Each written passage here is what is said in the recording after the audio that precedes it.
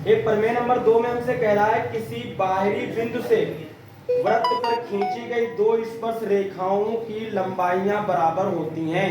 ये हमको इसमें प्रूफ करके दिखाना है। देखिए हमसे कह रहा है कि एक वृत्त है और वृत्त के कहीं बाहरी बिंदु से इसके ऊपर दो स्पर्श रेखाएं खींची जाती हैं। क्या की जाती है? दो रेखाएं खींची जाती हैं।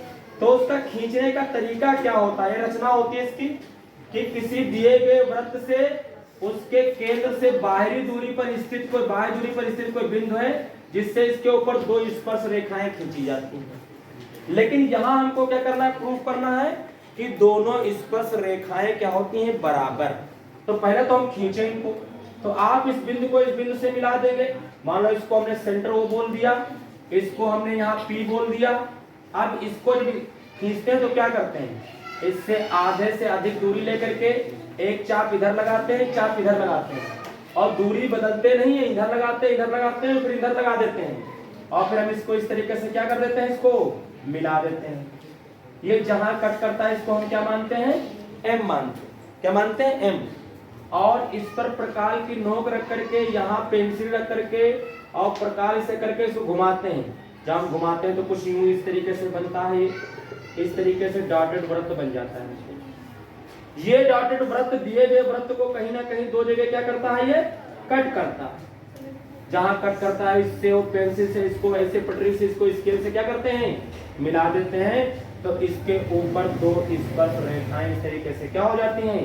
खींच जाती हैं। यहां से इसके ऊपर एक रेखा खींची गई है, इसको हम मान लें ए मान लेंगे। और एक रेखा यहां से इसके ऊपर खींची गई स्पर्श रेखा, इसको यहाँ क्या मान लेंगे? बी। और ये रेखाएं हमको दिखाना है कि जो पी ए है, ये जो पी ए है स्पर्श रेखा, ये पी बी के क्या है? आपस में बराबर।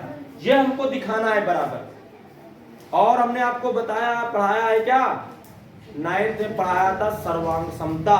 और यहाँ भी पढ़ चुके हो हाई स्कूल में क्या? समरूपता। वहां पढ़ा था आपने क्या? Congruent triangle. और यहाँ क्या पढ़ा आपने? सिमिलरिटी, सिमिलर पढ़ा। तो उसी को यूज करके हम दिखाएंगे कि ये आपस में दोनों क्या है? बराबर है। कैसे?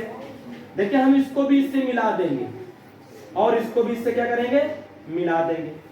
अगर जो कोई स्पर्श रेखा है और उसको त्रिज्या से मिलाते हो तो हमेशा एक कोण कितना बनता है?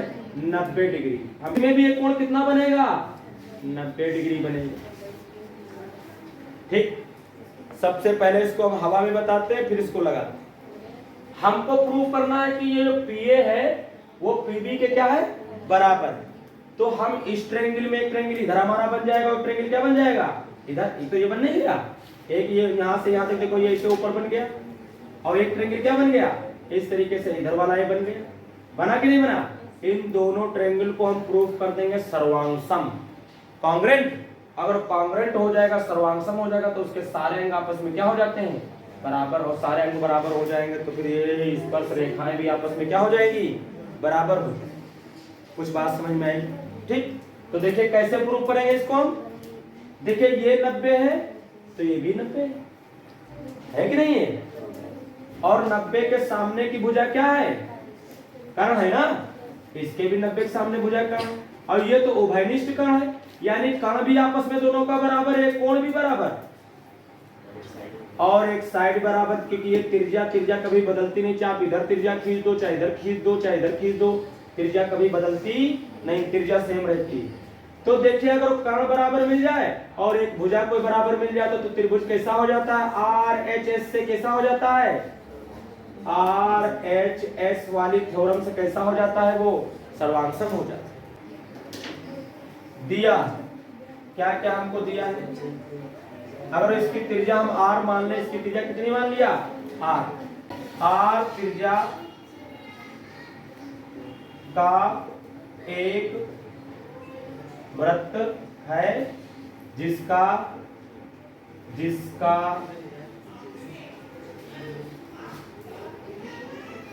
केंद्र कितना मान लिया?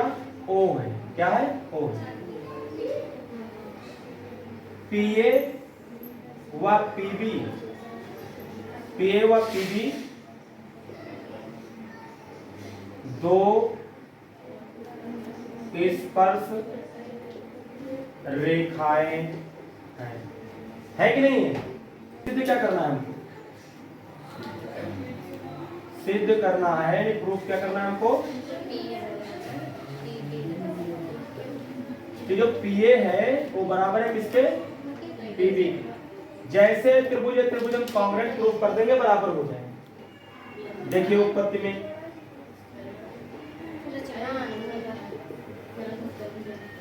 में देखिए रचना में लिखोगे तो लिख लेना कि OA और OB को क्या किया? मिला दिया। बस और कुछ समझ गए? थोड़ा स्टेप चेक करना। तो देखिए त्रिभुज ए ले लेते हैं, चलो PAO किसमें लेते हैं? या AOP ले लो, AOP। और त्रिभुज किसमें? और त्रिभुज किसमें लिख लेंगे? BOP में। हम देखें तो OA जो OA है वो OB के क्या है? बराबर है। क्यों? क्योंकि ये त्रिज्या है इसलिए बराबर है। त्रिज्याएं हैं इसलिए बराबर है आपस में। अच्छा OP बराबर OP है, इसको हम लिख सकते हैं उभयनिष्ठ कण। ऐसा लिख सकते हैं उभयनिष्ठ कण है, ये उभयनिष्ठ कण है कि नहीं है? क्योंकि कोण आपका क्या है? ये उभयनिष्ठ कण है, लिखते हैं ना। ये तो इसमें दिया वाले भी लिख सकते थे कि कोण B और कोण A क्या होगा आपका? 90 डिग्री।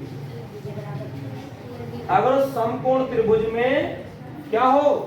कण आपस में बराबर आ जाए और कोई एक भुजा बराबर आ जाए तो त्रिभुज कैसे हो जाते हैं? सर्वांगसम हो जाते हैं। होते कि नहीं होते हैं? बोलिए। RHS का मतलब क्या होता है? RH का मतलब होता है राइट ट्रायंगल होना चाहिए, और H का मतलब क्या है?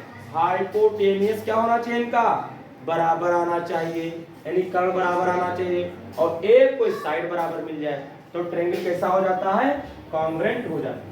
देखिए इसके बाद एक साइड बराबर आ गई, दोनों का कर्ण बराबर है आपस में। अच्छा आप लिख सकते हैं कि इसलिए ट्रायंगल कौन सा जो हमने पहले लिखा था, कौन सा? AOP ये सर्वांगसम आ गया त्रिभुज किसके? BOP के। इसलिए क्या हो जाएगा? इसलिए जो आपका ये हो जाएगा, जो PA है वो बराबर किससे तो हो जाएगा? PB के। और यही हमको इससे प्रूफ करना है। चलिए